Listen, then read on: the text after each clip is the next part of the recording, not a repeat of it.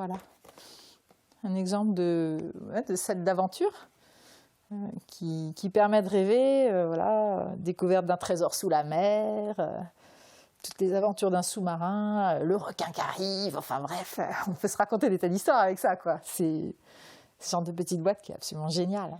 Les Lego, Gaël Vincent est tombé dedans dès son plus jeune âge. Depuis, la passion ne l'a pas quitté, bien au contraire. J'y ai passé des heures et des heures, j'y ai joué très tard. Ça a été un déchirement de les ranger quand j'étais ado. Et puis, je les ai ressortis en fait quand j'étais enceinte de mon fils. C'est comme ça qu'elle a remis le doigt dans l'engrenage. Et de cette passion, elle a fait naître une association qui rayonne aujourd'hui sur les Pays de la Loire et la Bretagne. En à peu près un an, on a triplé le nombre de membres. On est maintenant une 60aine. Et je pense que ça ne va pas s'arrêter parce qu'il y a une demande très très importante pour adhérer à l'association. Pour le moment, c'est vrai qu'on reste une association d'exposants, mais on a des demandes très importantes de passionnés qui aimeraient pouvoir jouer tout simplement. Cette planète, c'était d'abord d'illustrer la dernière grande exposition de l'association BrickWest. Programmée le mois dernier à Nantes, cette exposition a accueilli 18 000 personnes.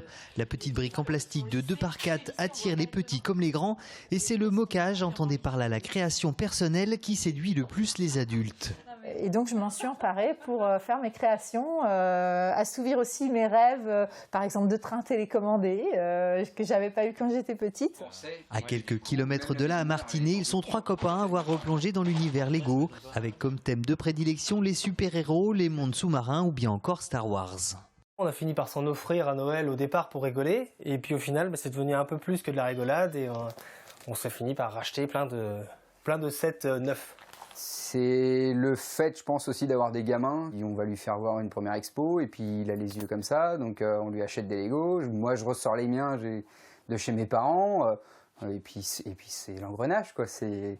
Ouais, il y a l'envie qui revient aussi de se dire on va se faire plaisir, nous, en tant qu'adultes, avec tout ce qui se fait maintenant. Et pour que l'imagination de ces mordus ne soit pas bridée, Lego a développé un logiciel qui permet de modéliser et de calculer le nombre de pièces nécessaires à sa future création. Ici, une porte des étoiles inspirée de la série Stargate SG1.